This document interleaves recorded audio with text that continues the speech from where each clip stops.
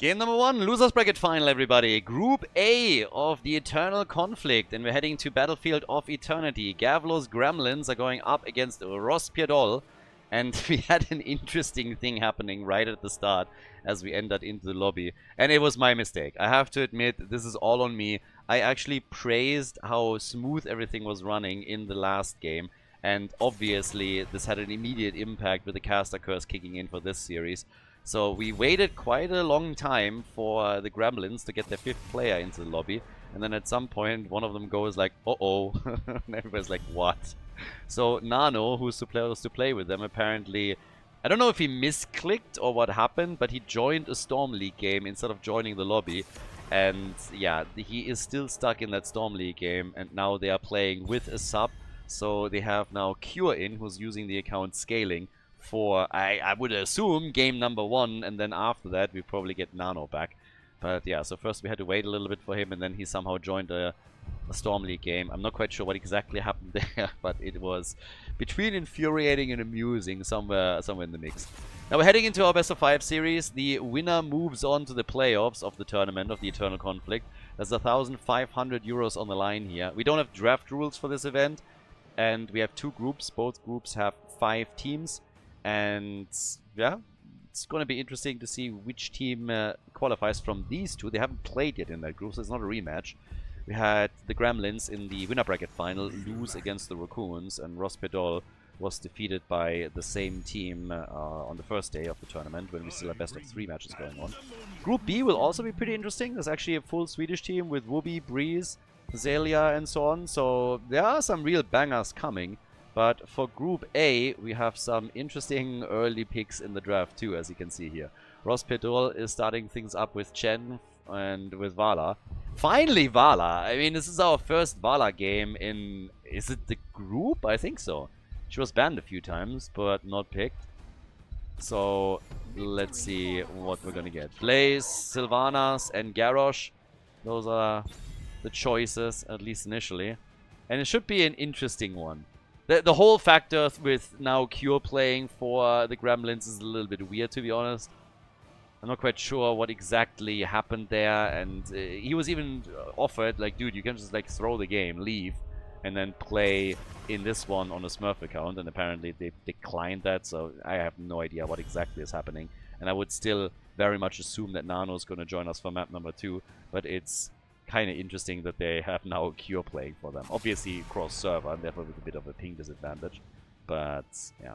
Now, ETC gets banned out last, and there's our Cho'Gall pick. Finally, Cho'Gall was banned over and over again in the previous series against Rospiedol, and now that he finally is available, they are picking Cho'Gall for Battlefield of Eternity. So this is going to be an interesting one. Finally we got a Cho'Gall. Honestly, like, the entire time I saw that ban happening time and time again. I'm sitting there like thinking, why do you hate fun? And there we go. They don't ban Cho'Gall. Cho'Gall gets chosen. That's how it's supposed to be. Greymane and Malfurion. Those are the choices for the Gremlins. So they have Greymane now with a bullet against Cho'Gall. That's going to help. And we get Auriel as our heal on the final pick. Let's go. Battlefield of Eternity. The Gremlins against Rospiedol. The blue team on the left, simply playing Garrosh for the Gremlins. We got Banana Age on Malfurion.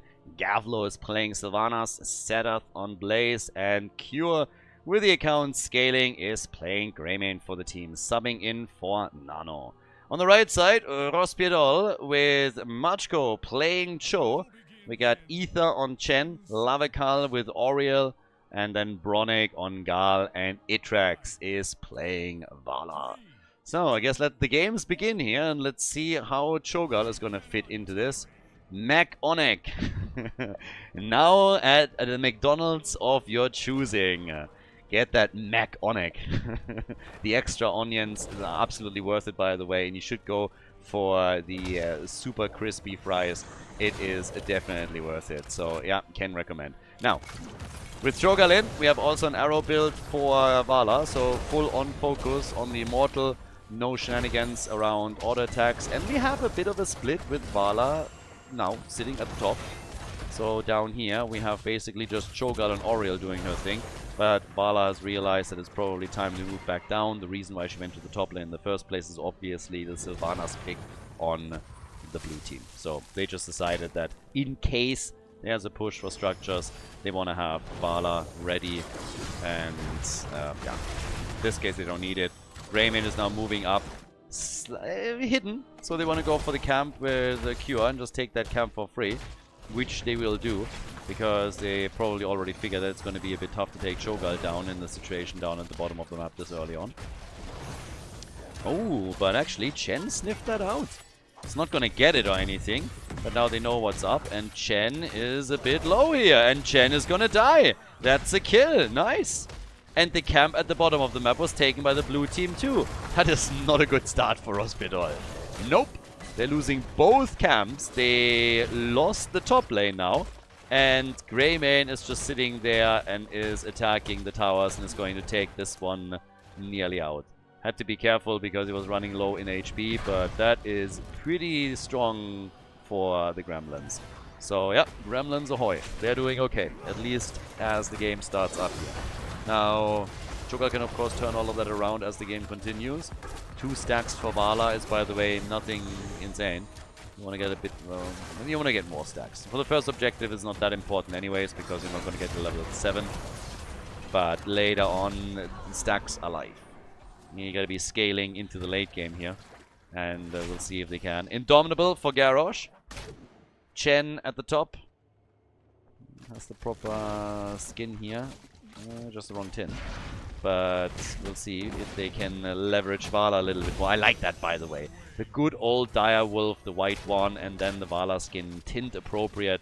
That's absolutely glorious. So yeah, job well done. Now the camps are up, and with 1 kill to 0, that's when we're headed into the first Immortal. The 1 level lead, not really a concern yet, but time will tell. So, ooh, Chen is dead again. What is happening over here? Chen is dying a little bit much. I mean, he was alone against 3, granted, but that's the second time that the Panda goes down. Yeah, the CCP is not going to be happy about that. I mean, that's Panda abuse right there. Now, we have Greymane already just chunking down the hit points of the Immortal, and they're going to go for an easy halftime show. This is not a great start for them. Spiraling out of control is too strong, but that is definitely not a good start into the first objective or the game. So right now what we're getting is just damage against the Immortal. Greymane is down at the bottom of the map and is pushing for the structures. They are just macroing the hell out of this. I mean, look at the top lane. Sylvanas is there right now. So bot lane pressure, top lane pressure, and Immortal pressure. And now they're going for Chen again. And guess what? He is dead again. So Chen is dead 3 times now. Sylvanas is pushing at the top and has taken a fair chunk of hit points off that fort, with Vala finally reacting to it and pushing her back. Now we have level 7 talents, and the team is just easily going for the Immortal and is going to claim this one. So even without the Immortal, they're already ahead on structures, and now they have an enormous shield on this that they can use to push through the bottom of the map. So these early game rotations are fantastic for the Gremlins. And it also results in them running an experience lead over the red team, which is pretty significant too. For Racencourt, this is starting to look a little bit tricky. So here comes the first flip. Okay, they go for Cho'Gall. Be shocked to see them get a kill here. But they take the wall down, and now it's time for that fort to get a serious beating. Especially, of course, with Sylvanas being part of the mix. And they might lose the entire thing. Chen is up against Blaze at the top lane. Vala now has a level 7, but as I said before, she doesn't really have a lot of stacks, only 5. That's not enough. Misses another arrow here, and that fort is gone. Fort gone. We're 5 minutes into the game, and 1 fort is gone. 1 fort is down to 60%. And even that wall down here gets a bit attacked, and the blue team is rotating towards the top with Sylvanas. Just saying hello here real quickly. Trying to go for Chen, obviously. And if they can, just take down that fort as well. So they're getting the damage out. Gavlo is moving around. They are dropping the fort, and that is 2 structures gone. Unless they are... Really, that slide? Hello? No, minions take it out. So, 2 forts gone after the first objective. Yeah. Definitely not good news. On level 7, we got double trouble now. So, yeah, cooldown reduction as a result of the quest completion, if they get there. But Greymane is now even pushing more at the bottom. I mean, they're just pushing with Sylvanas with Greymane the entire time. And I talked about the two of them, of course, a lot in the past. When you get the two of them on structures, they can break through anything super fast. But if you split them on the lanes, then you have a similar situation going. And since there's only 4 bodies for Racencourt on the map, it's a bit tricky for them to appropriately react to this. This is one of the downsides of having Cho'Gall. You just have less bodies that you can rotate onto the lanes. And in this case, it makes a difference considering how the blue team is currently making their plays. They have an early level 10 that they can now use to get themselves a halftime show lead again. And they're even looking for opportunities to grab kills or pressure the lanes even further. Down at the bottom of the map, there's still pressure coming. Sylvanas is now moving in, gets the mind control, and Vala is nearly dead and gets killed by Greymane a second later. So Vala is gone, and again, she doesn't have a lot of stacks to begin with. So her impact will still be there with level 7 with Monster Hunter, but it's already severely diminished as is, and the red team hasn't gotten a single kill yet. Now, Cho'Gall is an absolute monster in the late game, and this is still a big concern, of course, or at least it should be. So this is always something that can turn a game around. But what the blue team is now trying to do is to snowball this one so hard that Cho'Gall is never going to get into a position where he can turn the game around. Vala back to business, finally with a few stacks in, thanks to the repeating arrow on level 4. And yeah, Chen is trying to isolate Garrosh, but well done with the Indomitable. Get some heals out and should still be totally fine here. And during all of this, Sylvanas was pushing the bot lane further, and the Immortal is now nearly fully taken. So we have Greymane barely moving back, and instantly Cure is starting to go for the next camp here, while the red team has to defend. And Chen is now attempting to deal with Khaldor at the bottom of the map. Shouldn't really be a problem for Vala to get away from all of this. So, sorry, for Sylvana, so she gets away. Vala is chunking this one down pretty alright, even with only 12 stacks. So this is not as bad on the objective as it could be. If anything, I'm surprised that the blue team did not focus on the Immortal, because they had a chance to get this with a much bigger shield. 5,000 hit points is nothing considering where they started off with. We have the camp at the bottom of the map, Immortal at the top. All of this now going straight for the keep.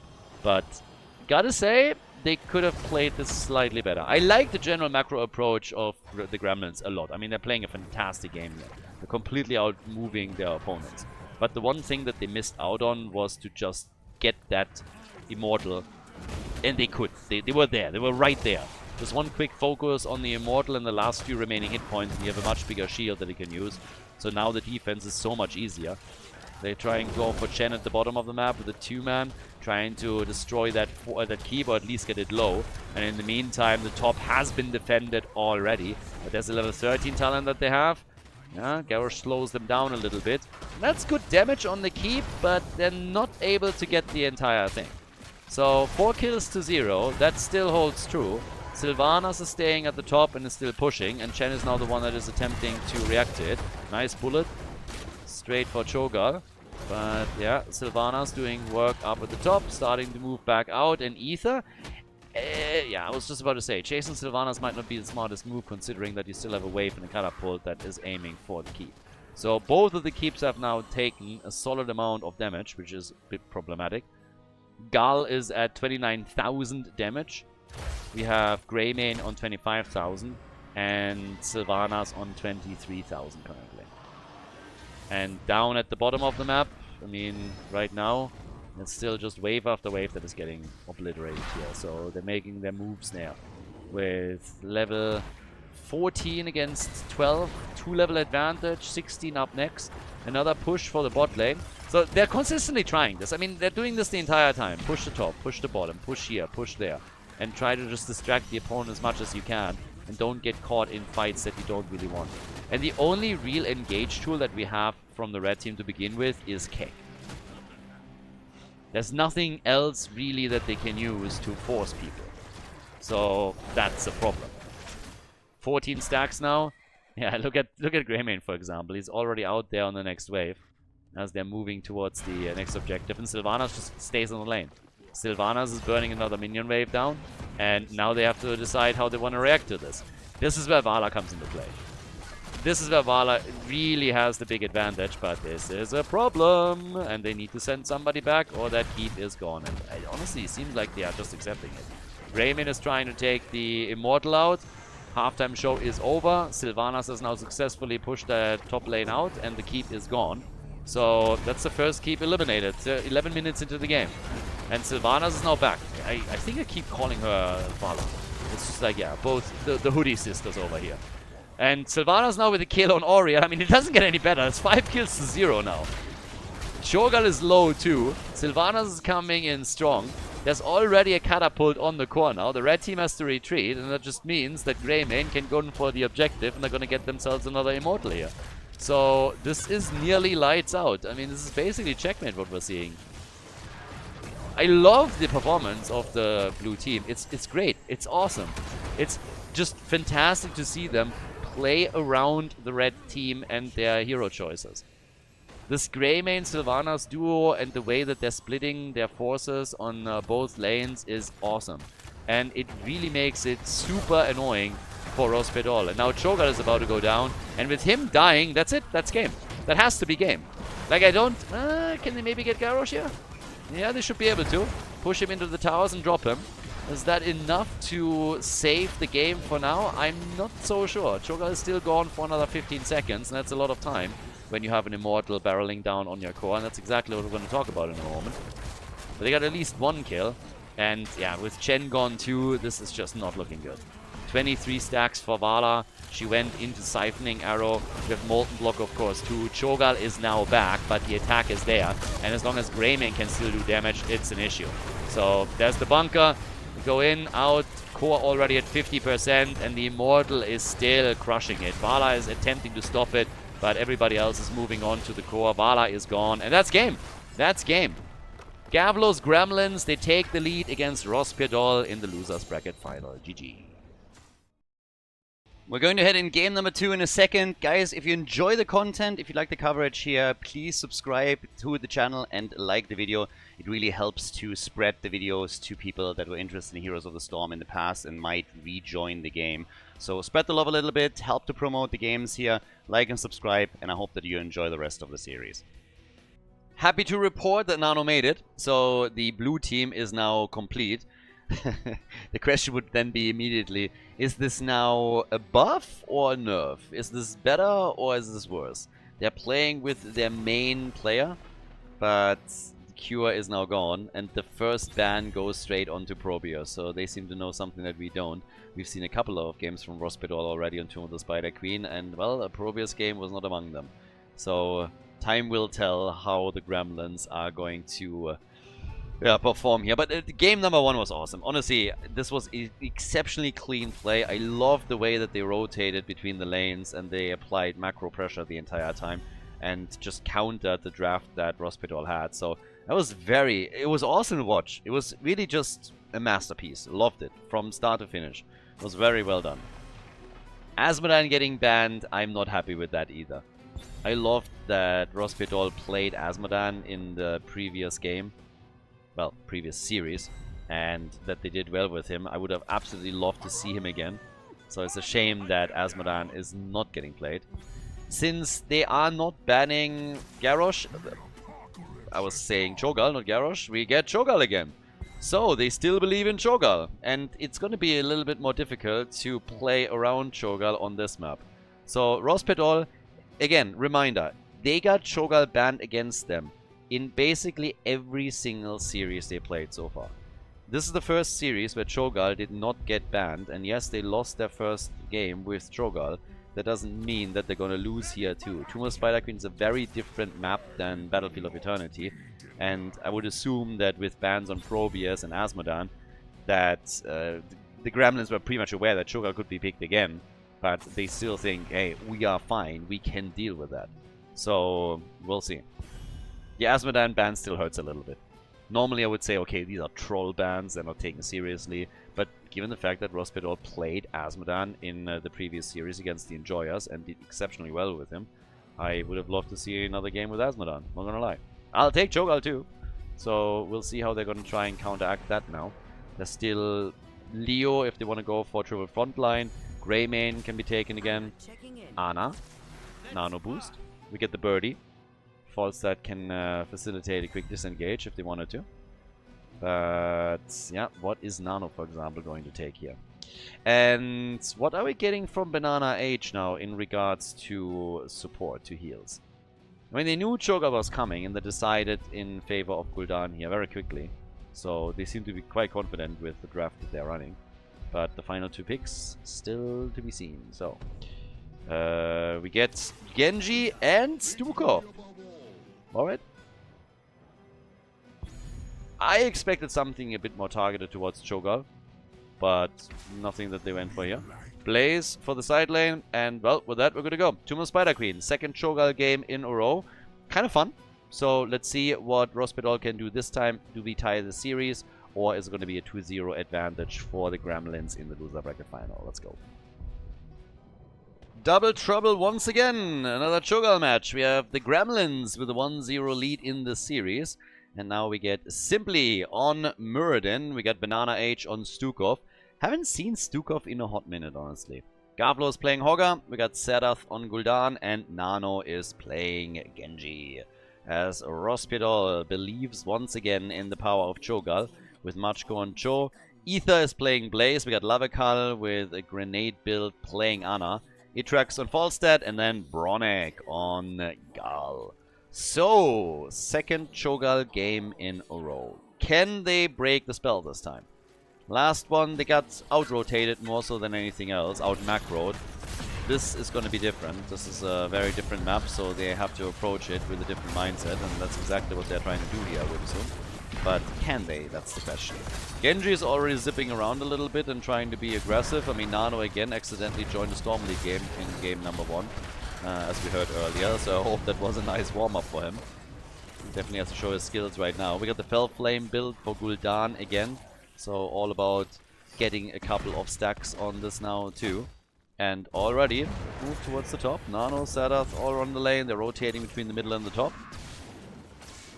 And Cho'Gall is the entire time just sitting close to Ana. So yeah, Ana is doing her thing here and is trying to keep him alive, but that also makes her a very welcome target for mobile heroes like Genji, for example, that simply jump into the back and try and put pressure on her, which then immediately, of course, is also going to result in Cho'Gall being pressured. Yeah, Mechonic again. Lavakal now also going for the camp. I mean, both of the teams are going for the camp here. Even more wave play over there. The man with the big arm, Banana H. Yeah. Hit after hit. I'm very intrigued how this is going to work for them. I honestly expected after the very early Cho'Gall pick. I mean, they picked him in the 1-2. 1-2, and they just dropped him right there in the draft. And I thought, okay, there's going to be some reaction. And not so much. They didn't go for anything specifically against Cho'Gall. It's just an all-around solid composition that they're playing here. But we didn't get that Leo pick for the Drain, the Tychus pick for the bigger they are, Zagara for the Hydralisk, with Greymane or anything of the sort. So, see how they're gonna fare here. But at least the red team is very confident in their Cho'Gall abilities, now picking it for the second time in a row. And of course, that was something that was not really new to us, considering that Cho'Gall was banned so many times against them. On level 4, we now get Reverberation for Muradin. They're already getting some action going against Cho'Gall himself, but Muradin was also low and had to jump out. We got the Vigorous Reuptake right here. And on level 1 we got the Low Blow. So it's going to play around that a bit. Turn-ins still in the distant future. We have 30 to 35 stacks so far. But with the objective, I mean, you can play a lot around the objective. One of the problems that you have when you're playing Cho'Gall on this map is that the turn-ins are starting to become a bit more difficult. Because, again, you have only 4 heroes. And that's a problem if you are trying to shield Cho'Gall from turning in. And Cho'Gall usually ends up with a lot of gems. And if he tries to turn in, that means that he has only 3 heroes that can try and keep the opponent at bay. So unless you're winning a team fight first and then try the turn in, you're oftentimes finding yourself in a bit of a weird spot. Blaze dying is also strange and awkward because that's your side laner. And he, at the start, has traditionally the most gems by far. And that was a huge blow against Rospedal already. They lost roughly 20 gems there. And that's bad news. So now a turn-in opportunity maybe even for the Gremlins. If they can lock that in. But I have to give them at least some credit. They turned in most of the remaining gems that they still had. So that's good. And they need to take these opportunities with Cho'Gall in particular whenever they present themselves, for the reasons pointed out earlier. If you don't do that, you're going to be in trouble. Nice kill on Ana, though. That's the second kill against Rospedal, and that was a well-executed and very smooth play. Collapse on Ana, lock her down, and then bam, in comes the damage, and the girl doesn't stand a chance there. So, now with false stat up at the top, we're having Setup and Ana H and Nano trying to turn in. Yep, and they're gonna get it. That's the blue team with the first Web Weaver wave. So not only do they have a leading experience in the first 2 kills, they also get the first objective. And now the question is how much damage they can do with it. Given that the bot lane wall is already completely gone, there's a good chance that that bot lane fort is gonna take significant damage now.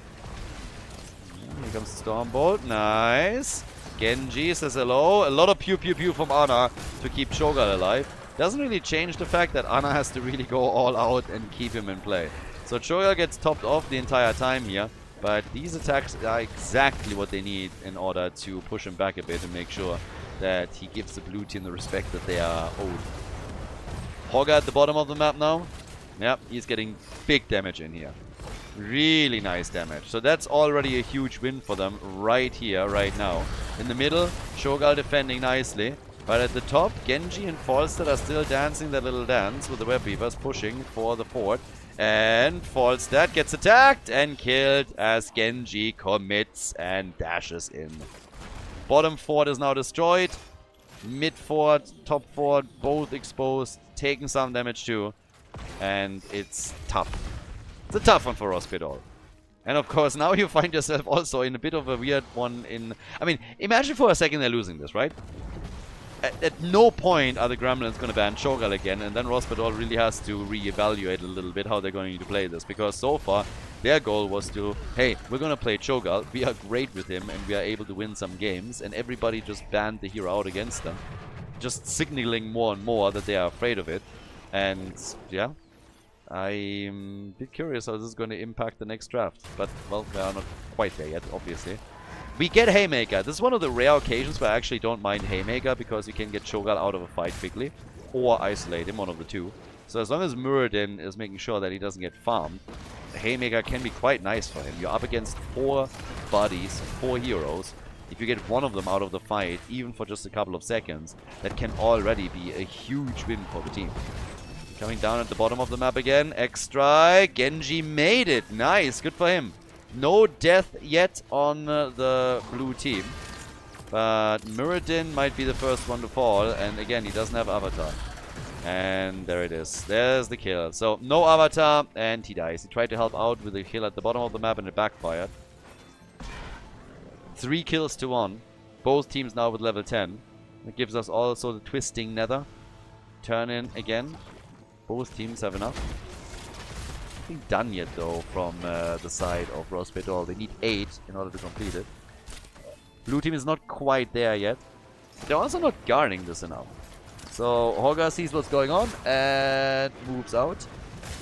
No turn in from Cho'Gall. He has 9, so that's enough. But they're trying to get that stuff going, and that's what I talked about earlier. This time he doesn't really have too many. Now there's the... Oh, nice. Gavlo jumped with Hogger straight into the nano boost to Cho'Gall. Ana came into the nano boost. The timing was perfect. Gems are lost, and Hogger just got blown to pieces within seconds. So now we get Haymaker in action against Cho'Gall, but obviously after Genji just died a second ago, now seeing Hogger die this quickly, that's a problem. And him losing gems in the process isn't really making their case any better. This, on the other hand, is a disaster. Yeah. That's really a disaster. Web Weavers are just coming down, and just right now, the red team has started to get a little bit of momentum, and they are getting murdered like this. That's a huge problem. It's a massive problem. Nano is actually about to die down here. 16 gems. Gets the... No fucking way. What? I mean, you're joking, right? Nano had... How many hit points was that? 4? He kills Falstad and then he still lives? No way. Look at this. Look at that. Unbelievable. 4 HP and he kills Falstad and just moves out. 16 gems. He needs to get out of there. He can't die. You need to secure those. But that's a disaster. I mean, damn. First we're seeing... Falstad, careful. You guys can't just fly in and then die. First we see Cho'Gall die. Then Falstad gets eliminated. I mean, it's getting ridiculous here. They're still trying to go for Hogger, who pokes himself out of that fight with ease. Muradin is now trying to turn in and will easily deliver, so no problem on his part. That's 32 gems delivered, and they can now get the rest. 2 forts have been destroyed, and they're getting there. I mean, mad plays right now. Absolutely sick plays, and Rospiedol falling farther behind. It's 6 kills to 2, and we have a 1 level advantage for the Gremlins, and they get their turn in. The Web Weaver wave that we had on the side of Rospiedol did absolutely nothing. I mean, nothing. With Cho'Gall dying and then that situation at the bottom of the map, not a single fort was scratched. And now it seems to be the inevitable conclusion that the fort in the middle of the red team falls, which is the only one remaining. And they might even be able to break through a couple of keep walls here. Nice defense though. I mean, Cho'Gall still packs a punch. And they're burning that down very quickly. Could still move towards the middle if they wanted to. Have to defend at the bottom of the map as well. Gavlo sitting there just trying to slow them down a bit. And then poke himself back out. The top side is also getting attacked. Cho'Gall could rotate in here. Muradin is already there though. He's saying hello, and the rest of the team is pushing through the middle. So down here, seems like Hogger is going to be able to get away. Yep, Horderpult needed to be used, but he's able to get out. And in the mid lane, they're still trying to take that fort out, and they're not quite succeeding. So, yeah, it's low. Muradin is moving in a little bit too aggressively for my taste. Dude, you don't have Avatar. Like, what the hell is this? Muradin is just committing Sudoku here. Now they're losing Gul'dan too. So I'm not quite sure what exactly they were trying to do here. But that was a very, telegraphed performance from Muradin. I mean, look at this. He jumps in, is then trapped, doesn't have Avatar, can't get out, and just gets killed. I mean, easy kill. So, bit of a weird situation. Now, we get Reflect on level 16 now for Genji. They have their level 16 talent a little bit earlier. 75 gems to be turned in potentially by the red team. And of course, trying to interrupt that as best as they can. Gul'dan is now back. Yeah, and Genji is already saying hello to Cho'Gall. Wants to jump back out and also needs to keep Falstad in mind, of course. But we have Hogger, dong dong dong dong dong dong dong, and the bot lane going straight up for the next camp and trying to get the Siege Giants into action. Now, structures are all destroyed, but still, the lean experience is not that crazy yet. So that's the one little concern here. Genji is moving towards the top lane too, trying to check if he can go for Falstad, I would assume. Yeah, they go for the birdie, and in comes the attack from Blaze and Cho'Gall, and Muradin is dead again. I said it before, I don't hate the Haymaker choice, but he needs to make sure that he doesn't get farmed, and right now he's getting farmed. The plays are too aggressive considering that he doesn't have Avatar. And now Genji gets destroyed too. They're coming in for Gul'dan, and Gul'dan is going to fall as well. That's 3 heroes down. Cho'Gall is taking control. Cho'Gall is starting to take control of the game. The gap in experience has pretty much been eliminated. So it's more or less non-existent right now. And this is starting to look kind of dark for the Gremlins. We have 42,000 damage for Gall. 42,000 also for Genji. But they are now going for the boss. They have an easy time taking this one. And they can still get their turn in. They have 95 gems right now, so boss is already in.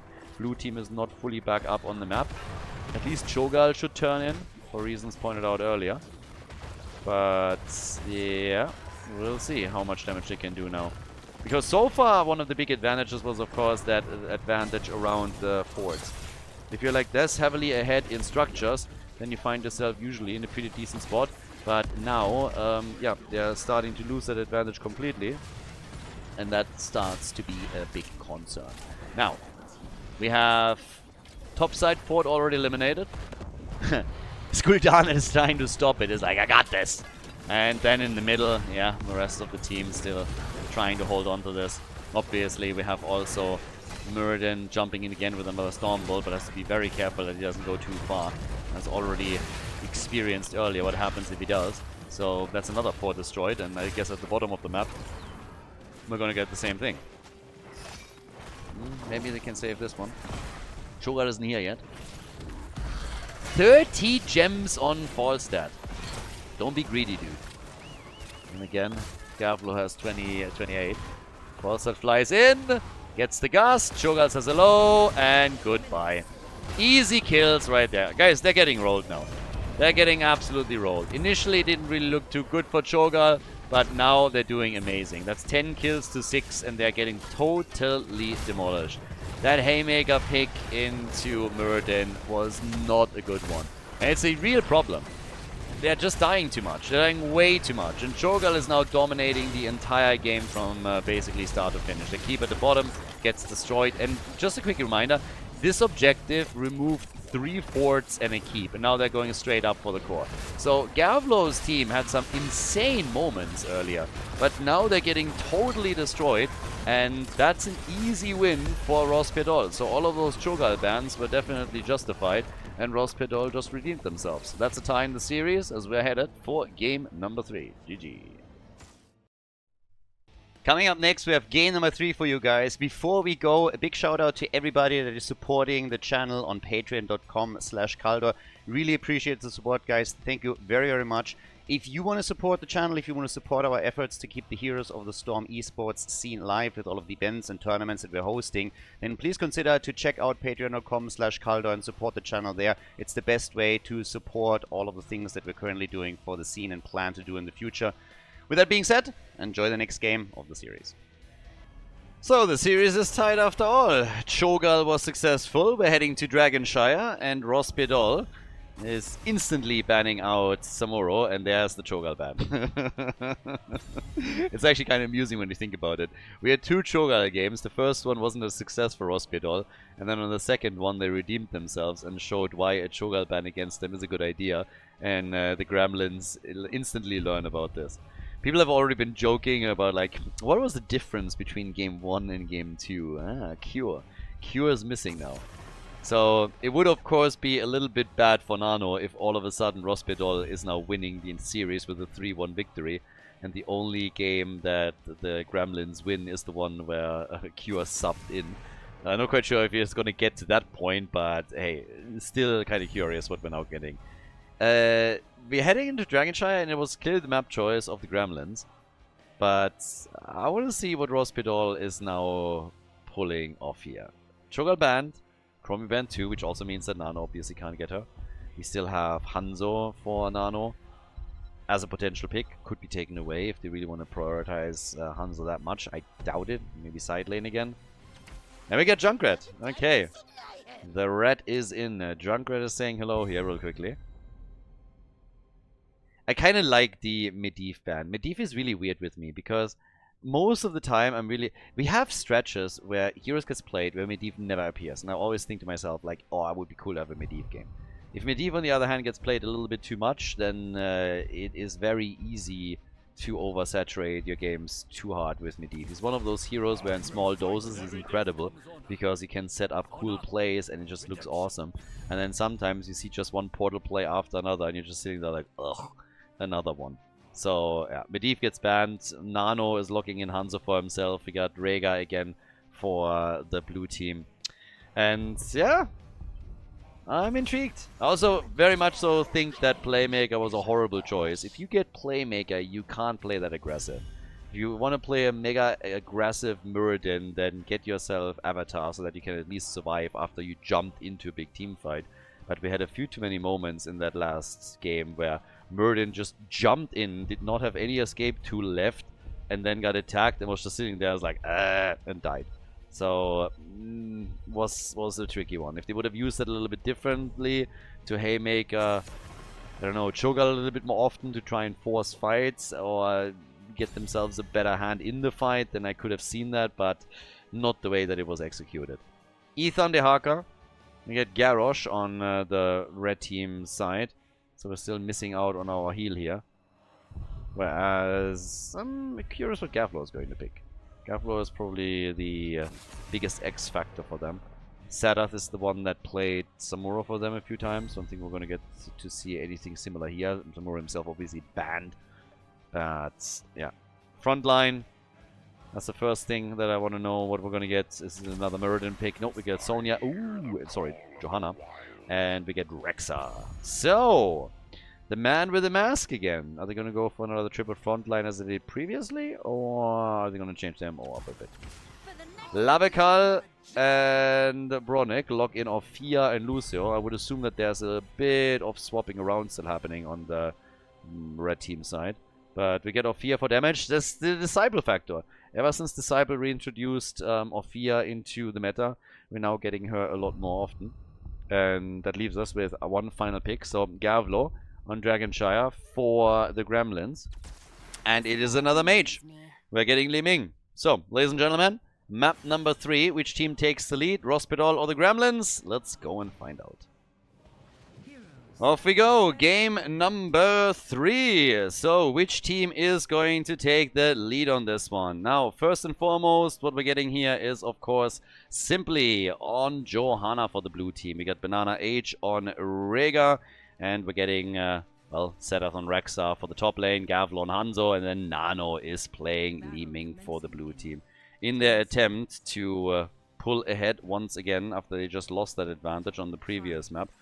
In addition to that, we have on the right side Machko on Garrosh. We currently also have the Ether playing Dehaka, Lavekal on Junkrat, Itrax on Orphea, and Bronick is playing Lucio. So indeed a couple of swaps in roles that we're now getting from the teams, and damn, that was an easy one.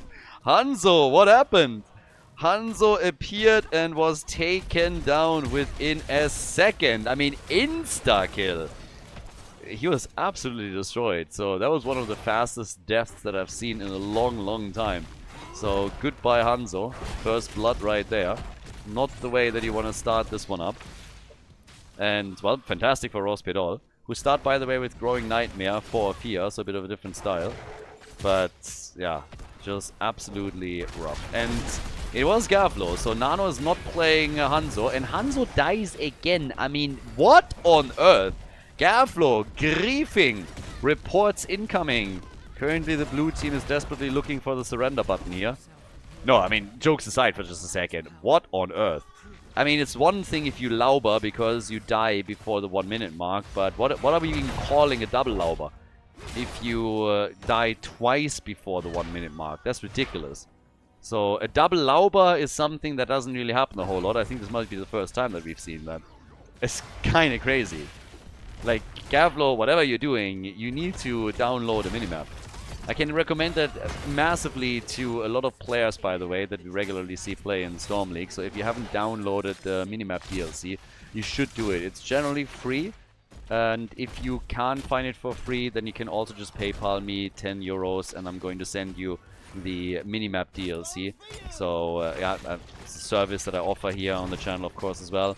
And then you get a really nice little tool that you can use to determine where your opponent is and also where your teammates are. It really helps. And after Gavlo now into twice, we also have the destruction of Nano. So this is... yeah, this is getting a little bit wild. I mean, this is 3 kills within 2 minutes. At least they have a camp push going on in the top lane, but... damn, son. Somebody's getting farmed over here, so... if that is any indication for how the rest of the map goes, then good night. Okay, so 3 kills to 0. Not that big of a lead. They still have the camp pushing at the bottom of the map, and Jojo is currently attempting to take care of it. At least at the top lane, they're getting value. They're breaking through the entire wall, so that's something. And yeah, that's looking pretty okay. Now, down in the middle, we have Orphea still riding around here a bit. Double control any second from the blue team on the objective, so they could technically try and get a Dragonite. That would be a nice step forward, really nice change of pace. Don't even have to get a kill, just get a Dragonite. That topside fort, by the way, has taken way too much damage. So the kills, not great for the blue team. This, fantastic for them. 50% of the HP already gone here. That's glorious. So in this case, they're now trying to go for Johanna. You know, spread the kills out a little bit. Ophia's the only one holding the middle of the map, by the way. I guess Jojo is going to go down. Can they get the kill here? Maybe not. Nah, they can. They can. And Rhaegar was denied the Dragon Knight in the middle because down at the bottom of the map, they took the shrine quickly enough. So 4 kills to 0. But still on structures and the objective, Rospedal needs to push a little bit further if they want to have a chance there. So, yeah. Dehaka, they have the global. I mean, they're the only team that have a global is running right now. But you're also going up against Rexa. And he can always split Misha towards the top lane, which is exactly what they're currently doing here. But there's the control and now the chance to go for the Dragonite. If not for Rhaegar retaking the bottom of the map. Lead in experience, not that big yet. But here comes Garrosh, and guess what? That's a dead Gavlo right there. That's the 3rd time. Gavlo died for the 3rd time in a row now. Poor Hanzo. At this point, I'm starting to feel a little bit sorry for Hanzo. I mean, how far have we come? Usually, only a dead Hanzo is a good Hanzo. So, yeah, I'm not sure. Quick drag up at the top. As they're still trying to maintain control there. And that's DK number 1. Yep, now they have it. Bronick takes it. Lucio wants to be mighty. Wants to be big and mighty. And wants to be feared. And that's exactly what we're getting. So they can take a few walls out. Still a very early Dragon Knight before the 5-minute mark. So it's not like it's mega strong or anything. But it's definitely strong enough to drop a couple of Dragon's Breaths and take a wall or 2 out. So, yeah, not too shabby. Great start into this game for Rospedal, though. And now they get slowly also rewarded by elite and experience for themselves. Now, early level 10 will help with that too. So, yeah, we'll see if it comes to that. Rhaegar has to be a bit careful before he moves out or is going to get deplaced quickly. We have, by the way, also Mind Devourer now for Ophia. So far, Lavakal has been doing pretty well on Ophia. Dragonite is already heading back out. Nearly done with the time anyways. They did damage at the top lane. They removed most of the wall in the mid lane. So, yeah, they kept them busy. The Dragonite got value for them. They have level 10 now too. But Lucio is obviously not getting too much here. And it also kept the rest of the blue team away from the bot lane where they were making their moves. And they're still trying to jump in and get a kill here. But the blue team's rotation is coming. Garrosh solidly defended the sides. We now have 10 on both teams, by the way. But yeah, not a big lead. It's a 5-kill advantage and 1 level ahead. I mean, in and of itself, that's already, of course, a bit of a win. So they're doing pretty okay there. Now, still have to watch out and see how much more they can do with that. I mean, currently what we're getting, for example, is still a bit more aggression around specifically the bot lane, where now Siege Giant camps for both of the teams are currently doing their thing. Rexa is left alone at the top. Haka will have to take over there again.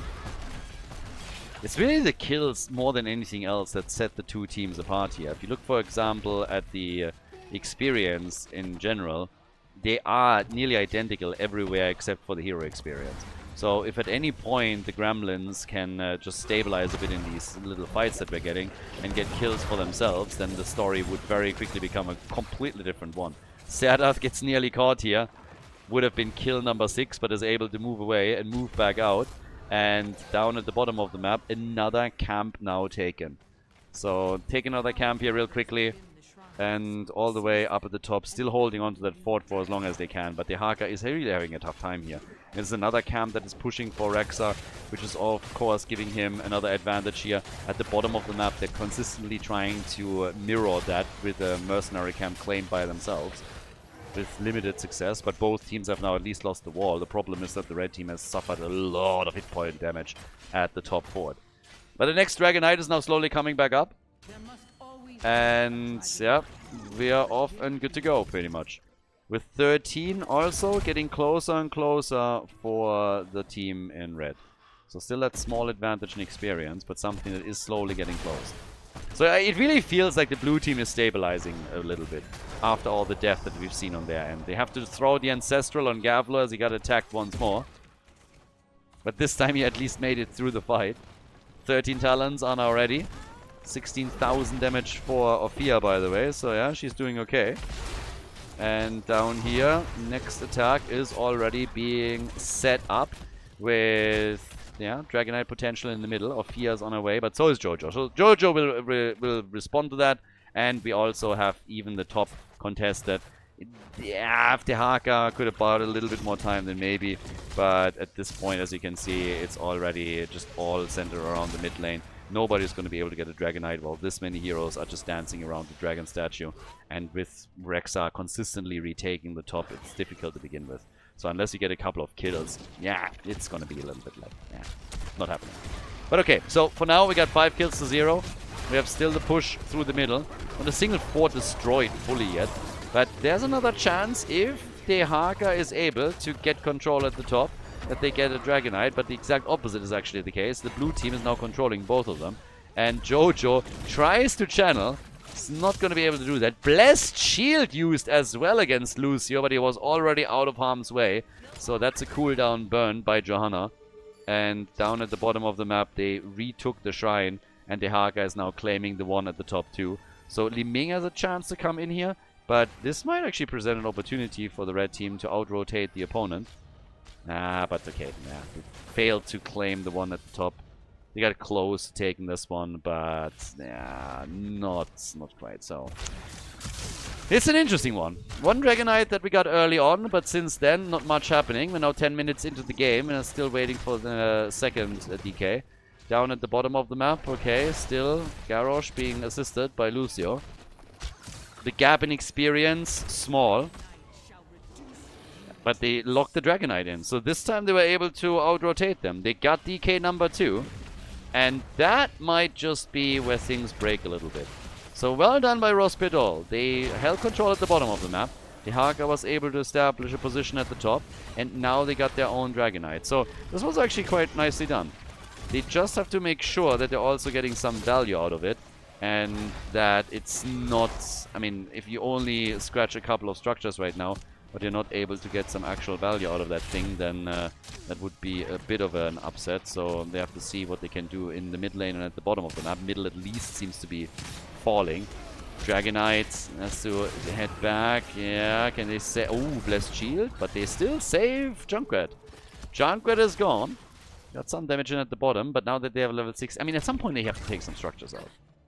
At some point you gotta start making a bit of a play. So, right now, damage alone, 22,000 for Fia. 20,000 for Hanzo. And the Gremlins are still holding on to this. And this is always the problem. If you're in a position where you just up against an opponent and everything that you try and do is consistently met by an opponent that is able to just barely stay in it and not get rolled, then oftentimes you end up on the receiving end later on and get punished for not using the opportunities. So the gap in experience advantage is nearly gone. They need to take some of these structures out, and they have nice opportunities in the middle and the bot lane now. Yeah. Could also use the Haka, of course. Li Ming, talking about the Haka, is now coming in and trying to apply pressure to Ether. They're gonna get that kill. Yep. Ether is gone, the Haka is eliminated, and it doesn't really cost the blue team anything. Not even the fort at the bottom of the map. The Ancestral, no way that was too late. Oh my god, really? Okay, that was a bit unexpected. But Lucio is getting killed too, and they can, with the resets, maybe get another kill. Nano still alive, tries to get some hits in. Fort at the top lane is about to fall as Rexa is going for structures. And Machko is dead as Rega goes in with a big bite. So, this is exactly what I talked about. Lots of opportunities earlier for Racencourt. They didn't really play aggressive around it. They now are up against an opponent that took those chances and they got punished. 3 heroes die. The fort at the top lane falls as a result, and with all the pressure that is now being brought to the fort at the bottom of the map, there's a good chance that this one is also eliminated. So, well done. That was well played by the Gremlins, and it means that we are looking at 2 forts gone. And potentially another lead for the blue team if they can maintain that pressure. Right now, they definitely do. And they've taken the lead in experience, of course, as well. And now Ophia is dead. Oh, yeah. Okay, they nearly caught up in kills too. This is... Oh, arrow and bye-bye. He's gone. And we say bye-bye! The Haka is dead. I mean, 6 kills to 6 and they got a Dragonite. So this escalated quickly. I mean, this escalated massively. What on earth? Okay. This went from the red team dominates and might be able to get the first few structures and then snowball the game, to they are losing every single fight, lose the Dragonite, lose their forts, and now might even lose the first keep of the game with level 20 kicking in for the Gremlins. So, from Rospedol's perspective, that is not a fun one. This could be game. I mean, it's ridiculous. Like, from one moment to the next, the game completely got turned on its head and just exploded. And even if they can't end it here, that's lots of damage already done. And the chances of them ending are actually pretty high, with the Dragonite still on 30% of its HP. So they're gonna get this one. They just gotta well, are they? I mean, if they right-click the shit out of it, then they should be able to. And yes, that's game. Guys, Khaldor's Gremlins. They flip the game around and take the lead in the best of 5 series again. Well played. GG.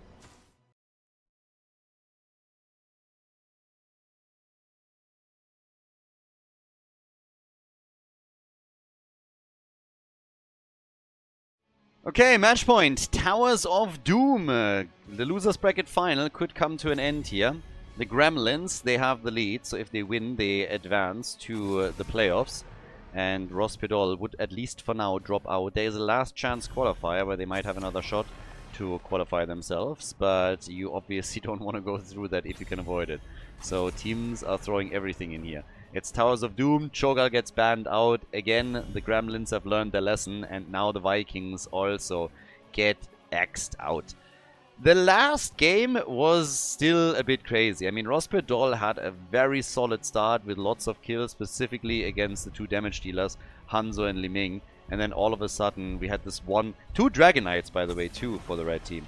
And then one fight, multiple heroes die, and everything just falls apart for Rospedol, and they lose the game. So, if the Gremlins can maybe avoid that early game, they would probably make their own life a lot easier. We have the Haka again for Rospedol, so they have their global. Same as we had on the last map. But how exactly are the Gremlins now going to play this one out? We could see Medivh again. Just saying, Medivh was banned a few times. But we could actually see Medivh for Towers of Doom. I mean, you can play with Stitches, you can play without Stitches. So, we'll see. But right now, we get as our opening gambit Hanzo and Blaze. With Chromie being continuously banned out, we essentially have just Hanzo locked in time and time again for Nano. And could still hand it over to Gavlo. We'll see if he plays Hanzo himself this time.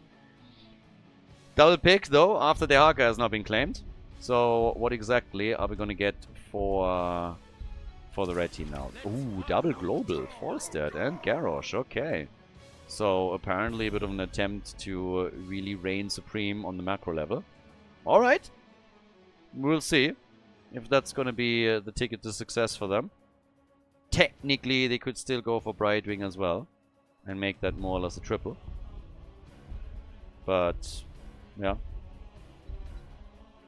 Might even result in a ban on it. Nah, they get rid of Malfurion. Okay. So, with Garrosh coming in, you flip your targets over, and here comes the Medivh ban. Yeah. If they want to play Medivh, they have to pick him earlier. They can't wait too long, and it's going to be a ban then eventually. But, again, still plenty around here. Also, Lucio is up again. So, Banana H could, for example, also play Lucio here.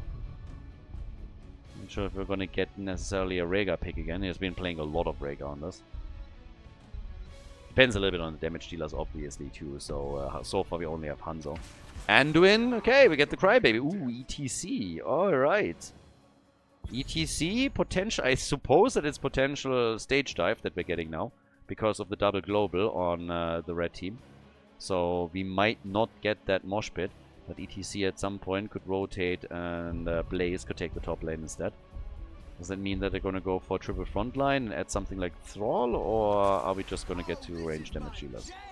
Lucio, once more, for Rospedol. And that leaves us with the final pick. And it's Kelthas! Okay, so this is the second time today that we get Kelthas. Currently thinking if it was Rospedol earlier that played it on Tomb of the Spider Queen. Might have been, actually. So, final pick. Gavlo. He has to bring the draft together for them now. But, yep, Kelthas and Falstad on the red team side. 4 damage. And now, on our potentially final map of this series, we get Zeratul. Okay, I like that. We get our triple front line. We get the melee, but more of an assassin type right now. And they're swapping heroes around too. Okay, let's see if this is going to be enough for them. We have the Gremlins go up against Rospedol. The map is Towers of Doom. Let's go. The Gremlins in the lead. This is their chance to qualify for the playoffs. We got Simply on ETC for the blue team. We have Banana H on Anduin. Sadath is playing Zeratul, going for Might of the Nerazim build. Gavlo is on Blaze. And we got Hanzo, played by Nano. On the right side of the map, Machko with Garrosh. We got Lavakal on Kelthas. Ether on Dehaka. Itrex on Falstad, coming in with a frequent flyer. And Bronek on Lucio. So, who's going to take it here? Zeratul is going to be super interesting in this. Because, well, first of all, he's going to hunt down Falstad. That's a given. He's also going to try and keep tabs on Lucio. But with Kelthas in play, he can do a lot of damage there too. He just needs to be careful that the gravity lapse that Kelthas is eventually going to throw out is not going to hit him hard. This is the one big risk if you find yourself in a situation like this, that someone like Kelthas just starts with the gravity lapse, then there's follow-up stuns that are going to hit you too, and all of a sudden you become the victim and might just die. So he needs to be careful around that, but with a decent performance here, he could really rip that backline apart. Lots of stacking going on there now too. And, well, we'll see how much, especially that combo with Anduin is now going to work out. If you get light bombed ETC with stage dive, you can either combo that or you can just use it on Zeratul when he starts to jump into the backline. So that's a really dangerous draft. ETC is a bit of a question mark pick here, but I still assume that the main reason why ETC was taken is that they were looking at the double support, or sorry, the double global on the other side, and thought, maybe we gotta be a bit careful on this and get a pseudo global in just to mirror that, at least potentially. Camp is taken on only one side, and well, is the kill, isn't it? No way. Okay, there we go. Machko, 8 hit points for a moment, and then he finally falls. But that's a bad... This is really, really bad for Rospedol. I can actually not stress how bad that is. Because not only did they lose 2 heroes, they didn't take their own camp. And now they're most likely going to lose it to the opponent. So their idea was to invade the pumpkin camp that the blue team was taking. They came too late, then lose 2 heroes, and now they're losing their own pumpkin camp. So as far as openings into the game go, that is about as bad as it could possibly be. So that's horrible. You lose all the pumpkins, you lose all the experience that comes with it, your wall gets destroyed within seconds, you find yourself essentially a level behind, and you lost control of the map. So, yeah. Horrible start for the red team. Is it the end of the game? Nah. Definitely not. Still something that you can for sure recover from. But not a good early game for them by any means. And keep in mind, the last map where they lost, they had a fantastic early game. And then, yeah, just kind of backfired a little bit later. Now we might see the exact opposite. So this is a good map to start a comeback. Maybe a bit too early on that. But yeah, Blaze gets attacked and kind of hit in the middle of the map. So far, still everything's fine. We have right now triple altar phase coming up. So the 2-for-1 trade as normal, I would expect. Kelthas is still trying to get himself a couple of extra globes at the bottom of the map and should be very careful that he doesn't push that out too far. Or he's going to get some company. Banana H gets the channel, and that should result in 2 altars for the blue team. There is no way they're going to let the red team go for the top left. They're going to stall that out for all eternity. I don't think they're just going to give that one up. Well, maybe they are. Atrax is going to get it in a second. Okay, fair enough. That's unexpected, but for the red team, that's great. So they got the 2, but they're losing Dehaka now, aren't they? Yep, Dehaka is dead. So a few less points on the core, but the Haka gets killed. Probably hoping to get another one here. 3 kills to 0 now. I'm still a little bit surprised though that they could get that altar that easily. Usually with the position and everything, that's not a thing. But yeah, whatever. So right now, Zeratul is done with his level 1 quest, so he has Shadow Hunter completed. That's already pretty big, and then we have him with Wormhole. So after he hits his level 10, this is where things are going to get really dangerous for Kel'Thas, Falstad, Lucio. So they're going to be very, very cautious when they are up against Zeratul here, especially if Light Bomb is also part of it. And I'm still intrigued to see what ETC is going to take. There are interrupts and a lot of them on the other side, so very likely it's going to be just a global and then try to turn them to the backline maybe. But a little bit of damage done, leading experience is there. The blue team is so far looking okay. Not invading the camp in time to get anything done here. Garrosh still flipping people around. And now we got the pumpkin slowly coming in, but Kel'Thas is already trying to deal with it. Falstad, you gotta be careful. Once that he has his gust, he's already been aggressively positioning here. 3 damage on Garrosh. I guess they like that. And here come the pumpkins. 1, 2, 3. And they all connect. And Garrosh is low. Gotta be very careful here that he doesn't get killed. Same is true for Gavlo on the other hand. So yeah, needs to be careful with Blaze. But level 10 is mega close right now. And Zeratul is now just simply jumping over. This time they're not gonna give it up. This time they're gonna take this one. So, yeah. So it's an even exchange in bell tower shots, and there's level 10. And Light Bomb, immediately, they tried for Lucio, couldn't, and it's a mosh pit over stage dive. One that gets used and instantly interrupted. The arrow is also missing. I mean, all 3 ults did essentially nothing. They did absolutely nothing. The Light Bomb did not connect, the mosh pit was immediately interrupted, and the arrow didn't find a target either. So they tried to utilize that level 10 advantage as quickly as they could, and it just didn't work. In an ideal scenario, you're getting 1 or 2 kills here, but yeah, it's not like they lost anything really. Most of those ults will be back by the time that Rospedol has their own heroic abilities, or by the time that the next fight could possibly start. But this is obviously not how they thought that would go. They were hoping that they could get a little bit more out of this. And yeah, right now, not really a thing. But, well, down at the bottom of the map, we currently have Nano still pushing a bit solo. The red team is now their own heroic, so they could force a fight here, and they might actually try. Bunker is out, and Gavlo's trying to get away. Gust was used, by the way, too. Here comes another Light Bomb attempt, and it is the red team that is a bit on the prowl right now. Yeah, looking for a target. Zeratul gets some nice damage out, but Zerath still has to be careful because he was more or less abandoned by the rest of his teammates. We have a double altar coming up now. Middle and bot lane. 3 kills to 0. And there's pumpkins up for grabs, but I'm not sure if they're going to get them for free this time. Even though they are on the left. Machko is consistently looking for opportunities here to invade that space. The Haka at the top could also come down if he wanted to. Zeratul is currently mirroring him there. But yeah, pumpkins get claimed, and the altars are now up. 28 to 32 points on the core, respectively. NF, nearly a freebie for Lavakal. Gets interrupted. Zeratul is now sitting there. We go down to the bot lane. Zeratul comes in. Arrow again missing. Nano, drunk on the job apparently, saving the good arrows for next game.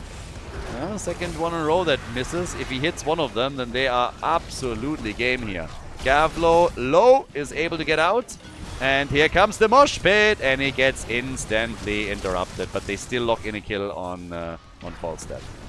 That's a problem with this many interrupts. The mosh pit, if it lands, is amazing there, but the interrupts, they come too quickly. They don't even get a second or two to get at least some damage out, but they are able to get a kill, and they might get another one and do. But the problem is that ETC is alive. He made it, and they got the bell tower, and both of the altars are still up. That's big. That's huge.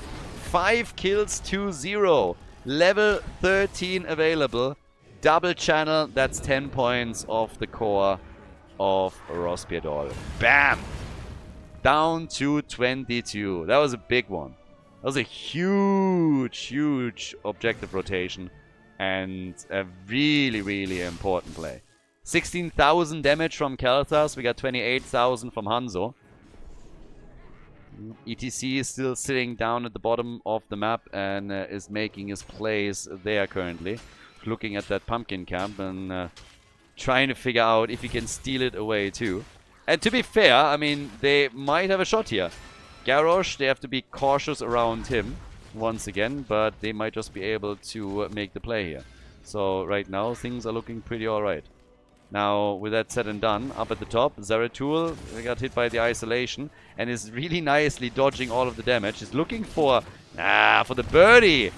Dies eventually, was hoping to take Falstad with him, but nope, Zeratul dies alone. So, Zeratul is eliminated. He's dead. Down here, they're going for the next slide, and, well, they get a couple of pumpkins through, 3 in total. So that's now 19 points to 28 on the core.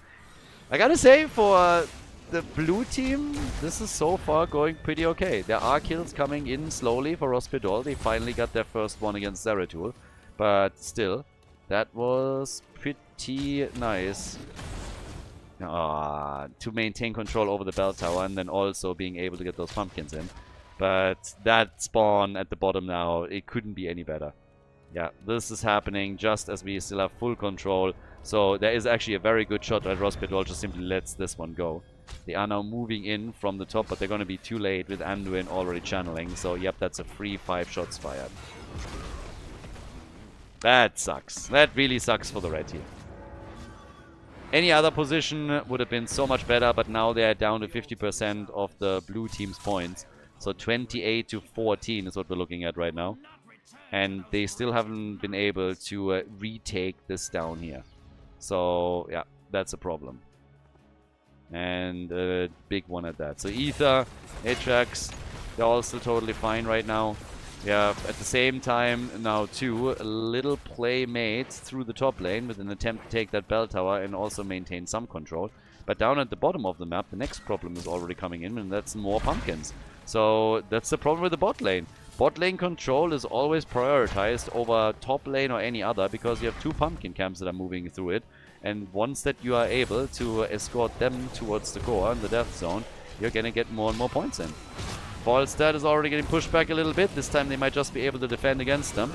But they were all forced down here in order to react. And that frees up Blaze in the middle and Zeratul at the top.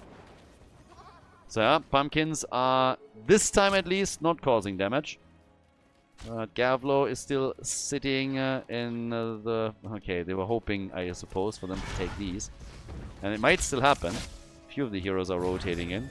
But the blue team is a little bit too fast. And here comes the triple altar phase. And it's still 5 bell towers against 3.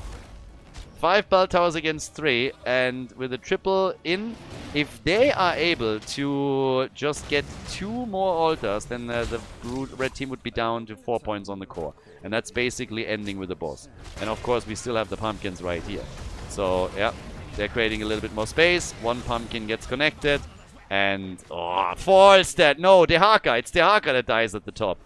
Dehaka down at the top. Oh, it's a nightmare. This one is free. And the top left as well. They're going to be down to 3 points on their core. Channel is already happening. They're trying to defend here. Nice taunt on Blaze. If they can take Blaze out, that would be amazing. But nope. Instead, the core is now down to 3 points. And this is a total disaster. Mosh pit. All the mosh pits that we've seen in this entire game have been interrupted within 1 second. It's actually crazy. Now they're saving ETC, but that's a lot of bombs also spread. And I think they might just give this one up. The Haka will be back in a second. And Blaze actually dies.